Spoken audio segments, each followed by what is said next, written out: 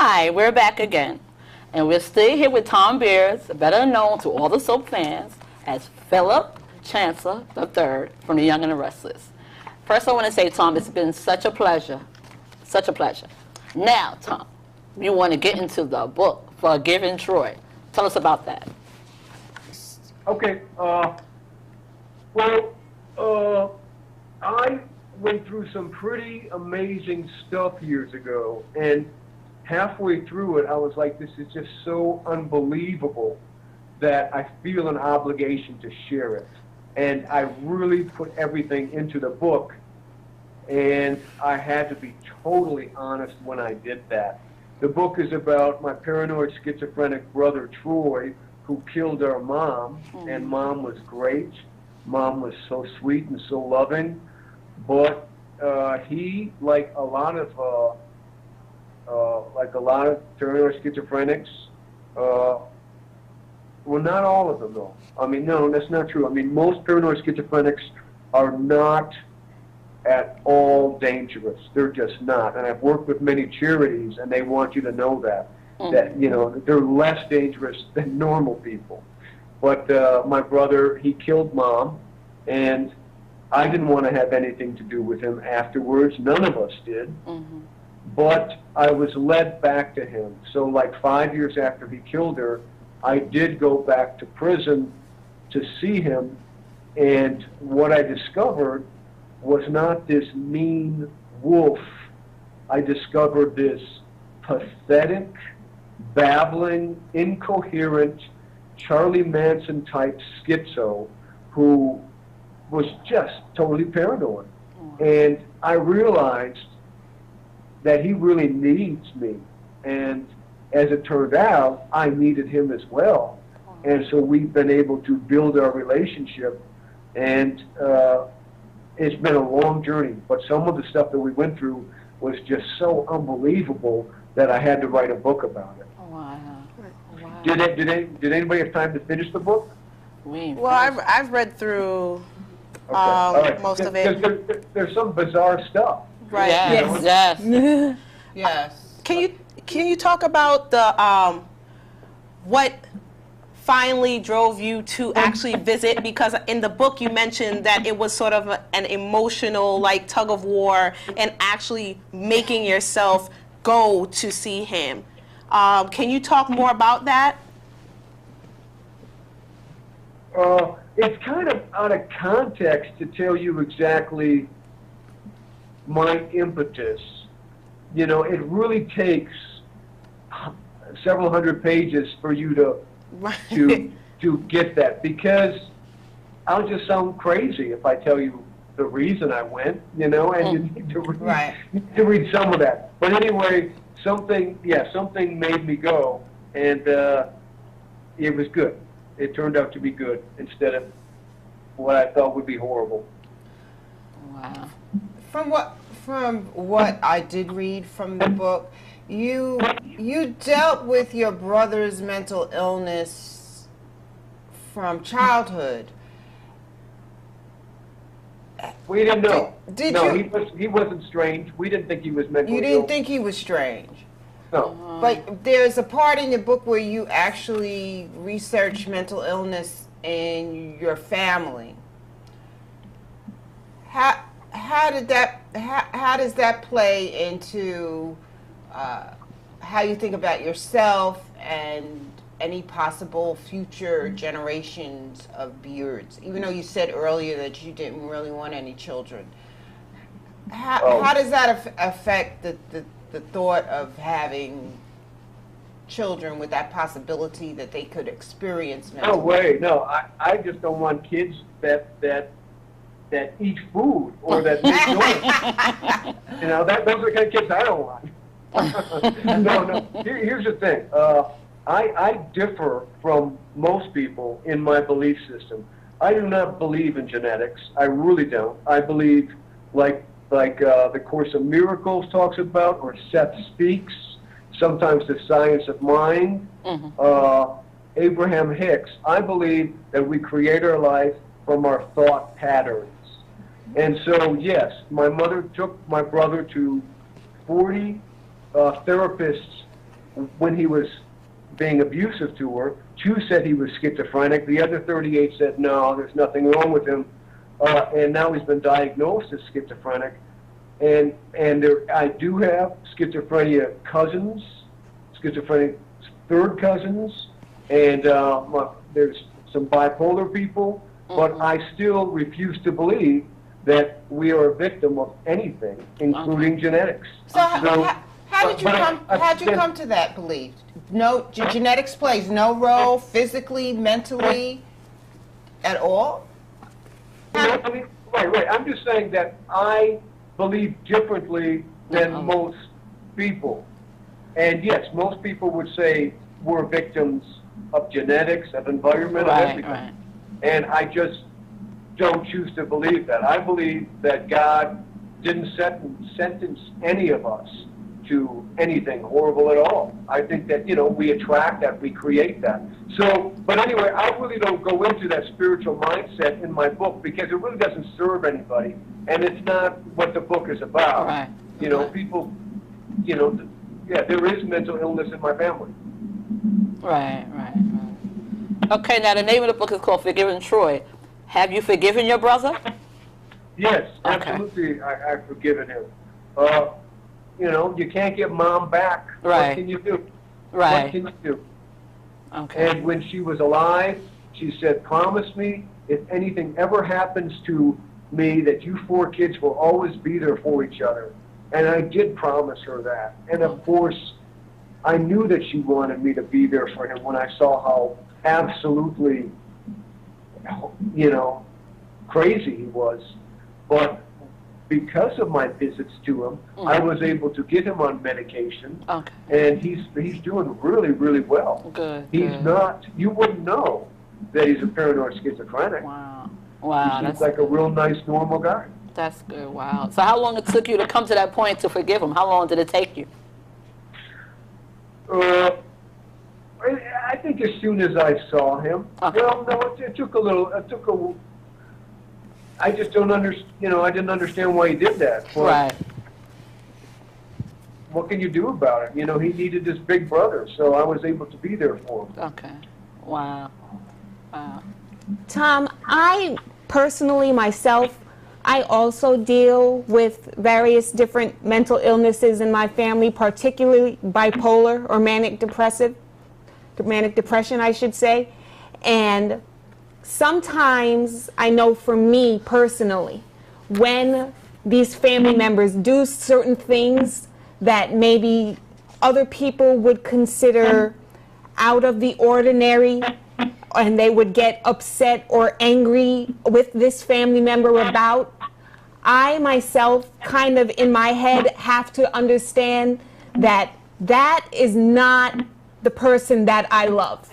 That is just this mental illness that is taking over them. Mm-hmm. Do you ever do that also? No, because no. When I say that there's mental illness in my family, I mean that in my huge family, there's a couple instances of people pretty removed from me. So no, I don't really deal with that in my day-to-day interactions. It's not in my immediate family. And even my brother who's in prison, he's, absolutely cogent. Oh, yeah. I want you to talk about the mix of feelings that you had right after you found out about the tragedy, because from what I read, you were pretty up and down yourself. So we're talking about you thinking he was coming to come kill you, and then you going outside and you had this angel that you were trying to prepare to protect the house, and it not being finished, and you like losing it. Talk about the emotional roller coaster you went through right after this happened. Well, I think that, I've had emotional issues, and most of those I think are really resultive of my early childhood that really didn't have anything to do with that. Okay. as a gay man in a straight world and growing up in a Catholic church where you're under the assumption that everybody thinks you're going to hell, you distance yourself for survival's sake. You build elsewhere and you grow elsewhere. And so I think a lot of my issues had to do with that kind of anger. So yes, even though after Troy killed Mom and I lost my temper, I don't think that it was necessarily because of my brother killing Mom. But yes, that was the helplessness, the powerlessness. That's what I feel, and that's what most people feel who ever do anything violent. It's a powerlessness that they're trying to get out, that they're trying to get over. Okay. Did that answer your question? Yeah, yeah. It seems like it's just it was an amalgamation of things, not just that sort of pushed you off the edge.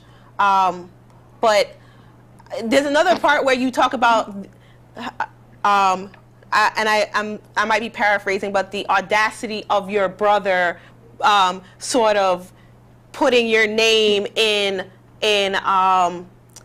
the midst of it, saying that it was you that actually committed a crime, or you sexually abused him. Like that particular part to me was like, I don't know, like to have a sibling go to the lengths of calling the police on you, and I mean, you said that, you know, the cops and everyone else knew it would be a lie, but how did you feel when you heard that's what he did?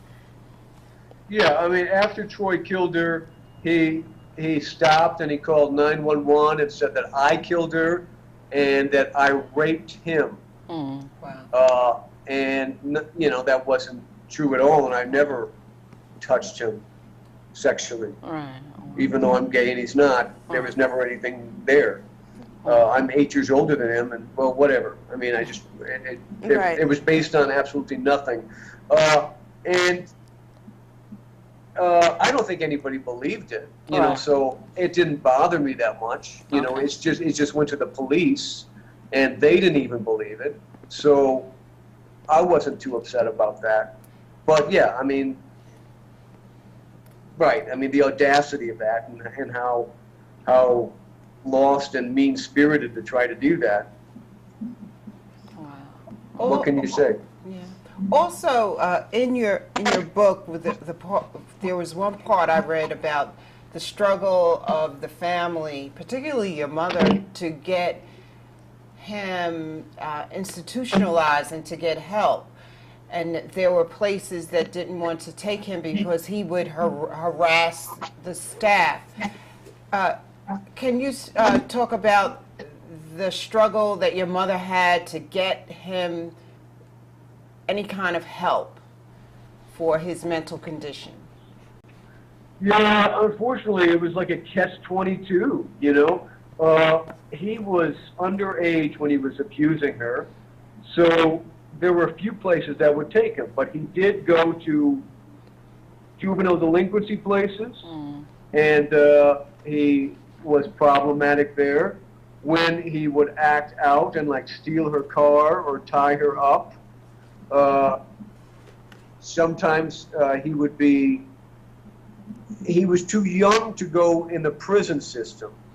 So if he was in a holding cell, he would try to kill himself. And then if he went to a psychiatric hospital, he would try to strangle a nurse. Oh, wow. So nobody wanted to deal with him. There wasn't a place for him. Wow. He really hadn't done any crime where he was going to be sentenced. And unfortunately, my mother knew that he was going to kill her. And there was nothing that she could do. We didn't believe him. Yeah, he said it, but we didn't believe him, you know. Wow. But she knew it, and he did. And, you know, I don't know. There are plenty of people in this situation today. There are plenty of people that can't get help. And that's just so sad. I don't have the answers to that. True. No, that's definitely true. Like as I was saying, bipolar runs in my family, and to get help is like trying to, pull your own teeth out. It's so hard to get help for the person. And she has gone to these places herself and asked them for help, and they don't want to help her. Wow. And one thing that I think would be very helpful to people in this situation would be to read your book and to hear this story, because it's a wonderful story. You start reading the book, you don't want to put it down. Like, I mean, you just sent the book to me, and I just got it today, and from the second I got it and picked it up, I started reading and could not put it down because it is a page turner.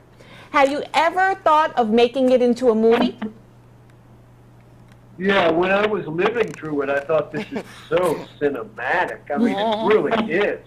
These, with the things that are going on with Troy and me, him saying that him believing he still has a paper route, he's in prison, and he's telling me that he still has a paper route, and he's asking me to go cancel the paper route and to get a letter, and, for me to try to sneak into the Kenosha News and to ask for that, and then ask them, please don't do a story on this. Here I am, a soap opera star, trying to kill my mother, but my sister doesn't want any fuss about it. So I'm trying to get a letter that says, Troy, you're excused from the paper route, and not try to make a story into it. It was very, very bizarre, these circumstances, Yeah. Yeah, totally. I could totally see this as a movie.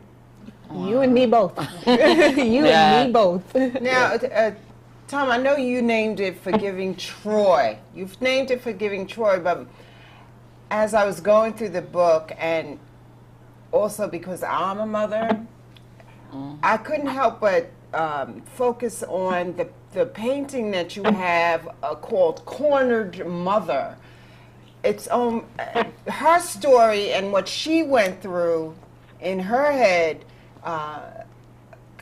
interests me. Like, she knew that he was going to kill her. How does she live day to day knowing that this person that she issued for, that she loved, would be her killer? And how did she... That she called her miracle baby. Yeah, she called him her miracle baby. So I'm very curious about how she dealt with it. Yeah, I think mothers would understand more than anybody. I think if you're not a mother, we have a hard time understanding why you would keep that person so close that was so dangerous. I think only mothers can see that. Yeah. Wow. And so the art piece that you have, Cornered Mother, does that reflect? What about it? Does that reflect that viewpoint, or what I'm seeing your mother as, cornered, where she can't get out? Yeah, she was stuck, and she knew that he was going to kill somebody, and she wanted it to be her as opposed to anybody else. Wow.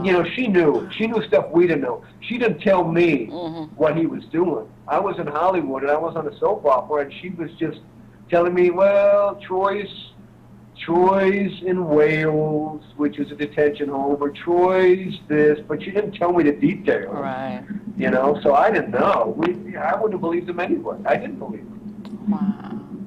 Now, your father went to college to become a psychotherapist. Yes. Is that correct? Right. Does that have anything to do with your brother's condition and his decision to do that? Well, my dad was a psychotherapist before Troy was even born. Okay. All right. I have to go back to where you say you don't believe in genetics. Okay, your brother's mentally ill. There are many mentally ill people. There's something going on in the brain, a misfiring. It's a chemical misfunction out of their control. what is your assessment of mental illness and how we deal with mental illness in this country, and what can you offer others when it comes to dealing with people with mental illness? Let me go off on a tangent a little bit. One thing that I wanted people to get from this book is that, well, or maybe it's not in the book, but if you are being threatened by somebody, if you are afraid of somebody, whether they're mentally ill or not, it's really important to empower that person. You don't want to piss them off, and that's what I tell people when they Facebook me and say, hey, look, my mom is in a similar situation, or my sister is living with somebody that threatens her.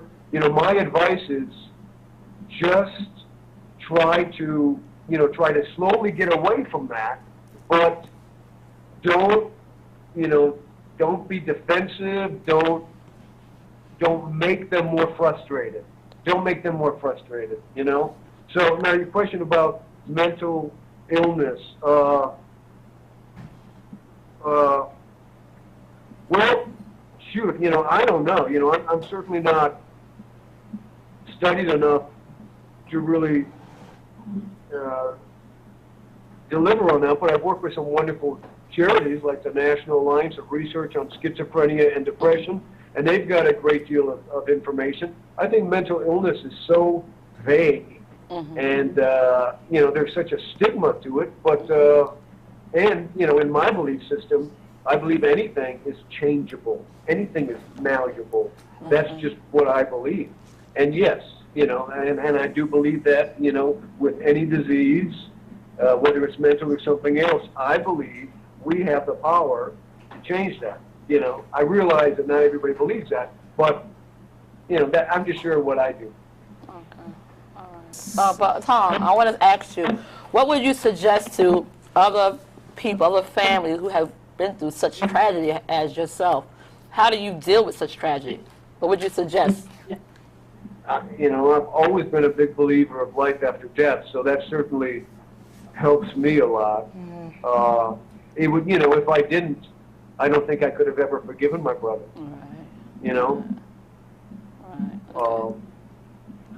Right. I also know that what brings me joy and makes me so happy is me painting, is me indulging creatively, doing what feels good.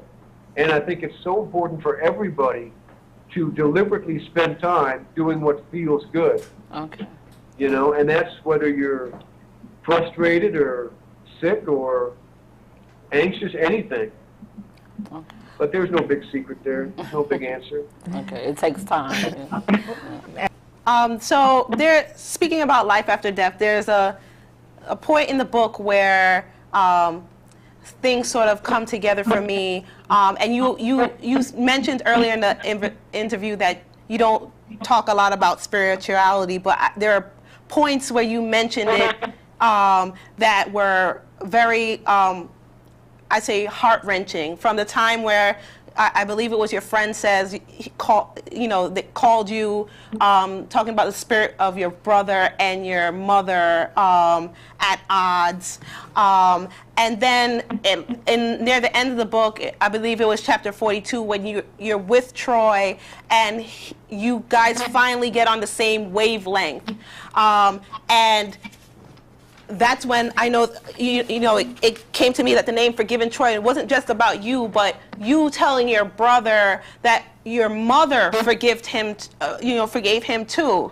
I believe, I'll read it back for people who don't have the book. He said, "You have to forgive yourself. Mom forgives you. If you make yourself a good life now, if you help people, you'll be happier." That part to me was like, Kind of spiritual. like, I don't even know how to describe it, but you know, you have the spiritual connection with your mom enough to know, and this is a genuine statement to your brother, that your mom forgives him. I guess I don't even know what to say about that, because that's more than just closure. That's like, you know, trying to put your brother on the right path. Can you talk about, you know, that feeling, or how you I don't know how you were able to muster that up to put your brother on the right path? It was genuine. I know it wasn't just something you were saying to coax him into being better. Right. Well, I was really proud of Troy because they say that paranoid schizophrenics or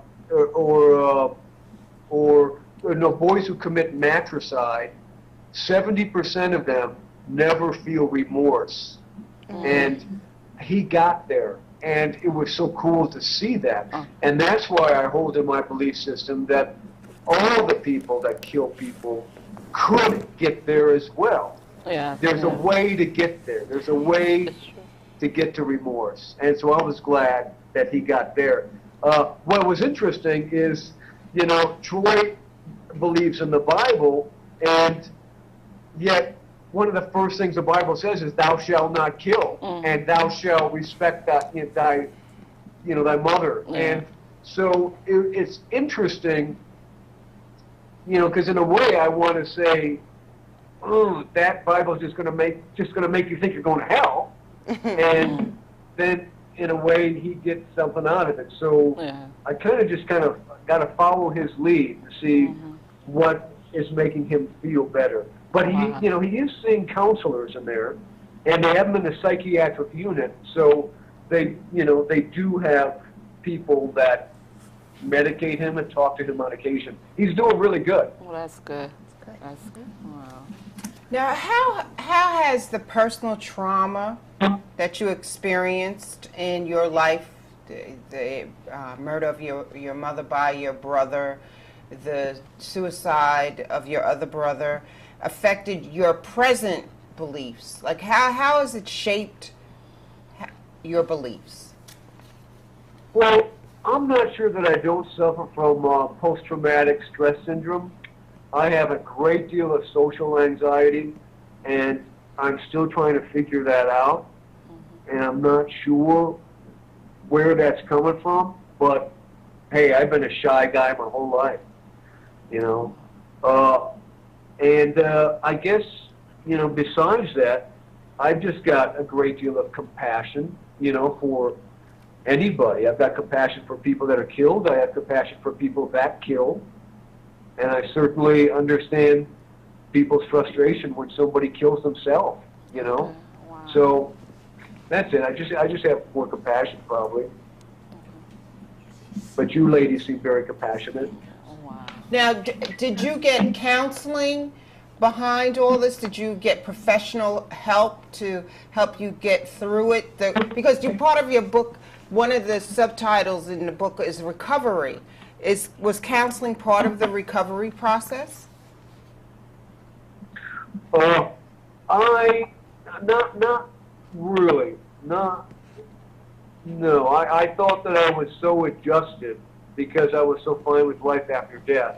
So I didn't really get a lot of therapy. Also, you know, my mother and father split when I was 12, and Mom didn't like that, and she didn't speak good about psychotherapists. So, you know, I didn't grow up with a real affinity towards that kind of work either. Now I respect it. But I've also been a very analytical person. So I pretty much analyze myself a lot. So how is your belief of life after death? How did that help you to recover? Like, I know you didn't really want to go there with this whole spiritual thing. That changes everything. I mean, if you believe there's life after death, I can tell you my mom and brother are still around. If I believe that they're not, geez, I mean, that's going to be so much harder. So it gives you hope that things will be different eventually in another life. Yeah. And that this is not the end. Okay. Right. I've never believed it was the end. Do you, in a way, feel as if writing this book, Forgiving Troy, was in a way a tribute to your mother? Yeah, I tried to do so many things with that. The first drafts were certainly a tribute to her, and then then it changed. Yeah, I mean, it's about a lot, but I hope people people really love her. And one thing that, when somebody kills you, or if you're a mother and your son kills you, some people are going to think, oh, I bet she was a bitch, or I bet she was a bad mom. Some people are going to think that. So I didn't want anybody to think that. Okay. Because she wasn't. Okay. Wow. Well, Thom, on behalf of Let's Talk About Soaps, I just want to say thank you so much for being so open about this personal topic, and for giving us this interview, and for sharing with your soap fans what you went through and how you were able to overcome it and to deal with it. And maybe I should not say overcome, because as you said, that is something that you still somewhat struggle with, but that you were able to share this with us, all of your fans and the community, and let everyone know this is something that I went through, and this is something that I still deal with. I am human just like the rest of you, and here is my book, here is my story for all of you to read and for all of you to see. And thank you so much for that. Yes, and to help others get... Thank you guys. Thank you guys for being so open as well. I enjoyed your questions, and it makes me feel good to just share everything. Because I remember when I was a kid being told the only thing you can give people is who you are, because they can get everything else anywhere else. So I like to be open, because that's all I can give you is my strangeness. Yeah. Well, we thank you, and I'm quite sure people are going to get a lot of input, and you helping a lot of others through tragedies like yours. So we thank you. Thank you. Cool. Thank you. Thank you so much. Thom, we almost forgot this one thing. What outlets are there that your fans can be able to reach out and connect to you? Yes. Please friend request me at Thom Bierdz 2 Facebook.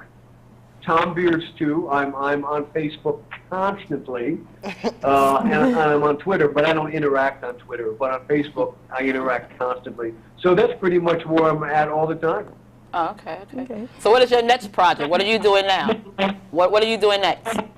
What am I doing now? Yeah. I'm also president of the American Art Awards. Okay. And what I do is I bring 25 of the best galleries in America to judge all the online art submitted. So if people are interested in winning a prize and getting their artwork seen by 25 of the biggest galleries, they should go to AmericanArtAwards.com. Okay. And that's what's taking up a lot of my time right now. Wow. Plus I'm painting, and I've got 4 portraits going. It's great.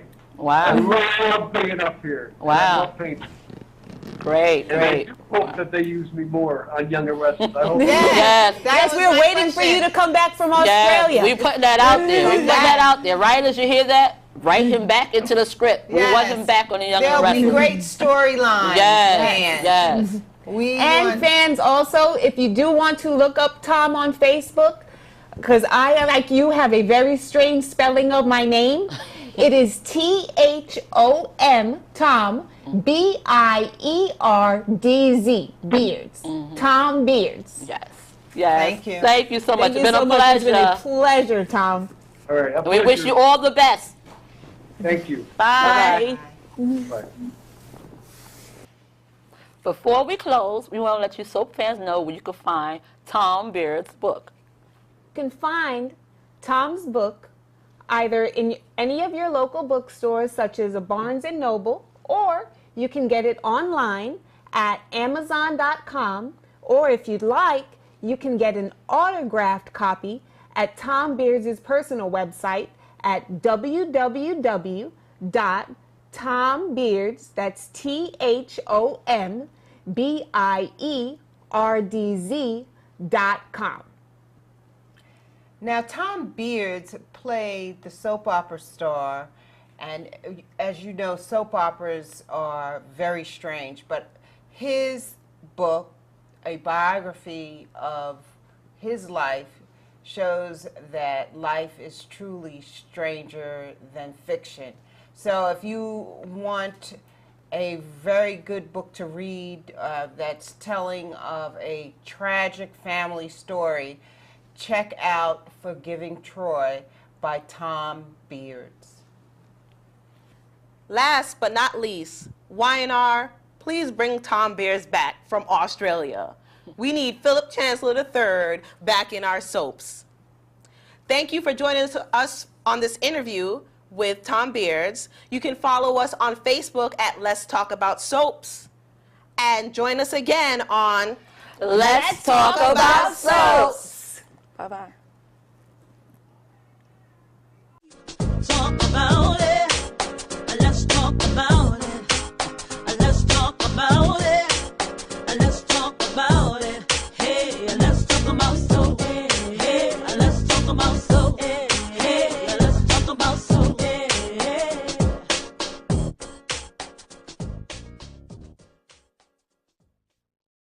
Hi, we're back again.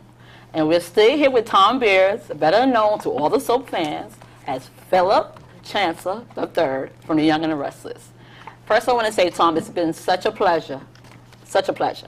Now, Thom, you want to get into the book, Forgiving Troy. Tell us about that. Okay. I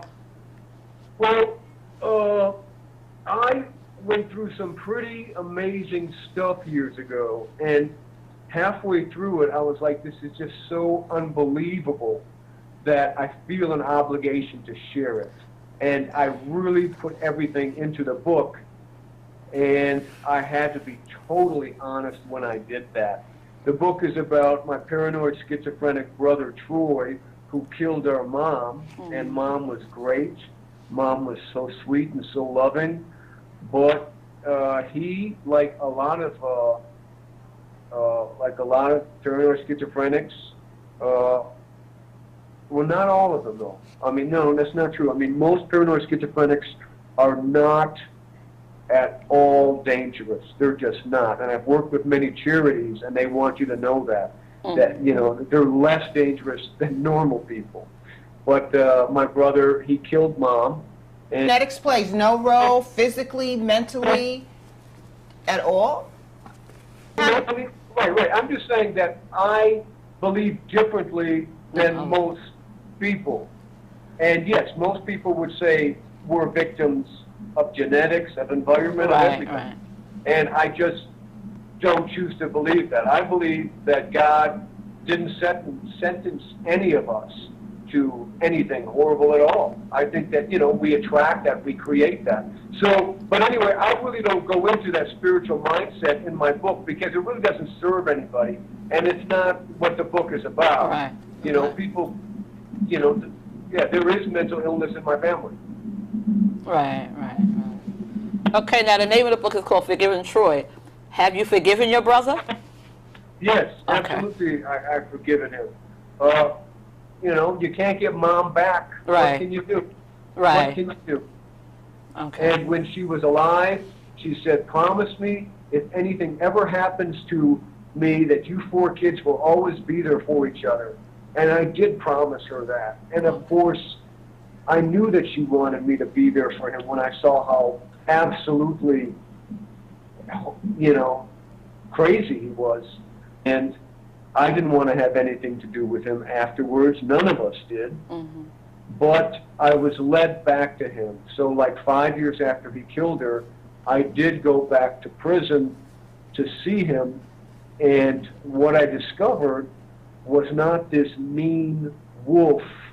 I discovered this pathetic, babbling, incoherent, Charlie Manson type schizo who was just totally paranoid. And I realized that he really needs me. And as it turned out, I needed him as well. And so we've been able to build our relationship. And it's been a long journey. But some of the stuff that we went through was just so unbelievable that I had to write a book about it. Oh, wow. Wow. Did anybody have time to finish the book? Well, I've read through Okay. All right. most of it. There's some bizarre stuff. Right. Yes. Yes. Yes. Can you talk about the what finally drove you to actually visit? Because in the book you mentioned that it was sort of an emotional like tug of war and actually making yourself go to see him. Can you talk more about that? It's kind of out of context to tell you exactly my impetus. You know, it really takes several hundred pages for you to get that, because I'll just sound crazy if I tell you the reason I went, you know, and you need to read some of that. But anyway, something made me go, and it was good. It turned out to be good instead of what I thought would be horrible. Wow. From what I did read from the book, you dealt with your brother's mental illness from childhood. We didn't know. Did no, you? He wasn't strange. We didn't think he was mentally You ill. didn't think he was strange. No. But there's a part in the book where you actually research mental illness in your family. How does that play into how you think about yourself and any possible future generations of Bierdz? Even though you said earlier that you didn't really want any children, how does that affect the thought of having children with that possibility that they could experience mental? No way. No, I just don't want kids that eat food or that make noise. You know, those are the kind of kids I don't want. No. Here's the thing. I differ from most people in my belief system. I do not believe in genetics. I really don't. I believe, like the Course of Miracles talks about, or Seth Speaks, sometimes the Science of Mind, Abraham Hicks. I believe that we create our life from our thought patterns. And so, yes, my mother took my brother to 40 therapists when he was being abusive to her. 2 said he was schizophrenic. The other 38 said, no, there's nothing wrong with him. And now he's been diagnosed as schizophrenic. And I do have schizophrenia cousins, schizophrenic third cousins, and there's some bipolar people, but I still refuse to believe that we are a victim of anything, including genetics. So how did you come to that belief? No,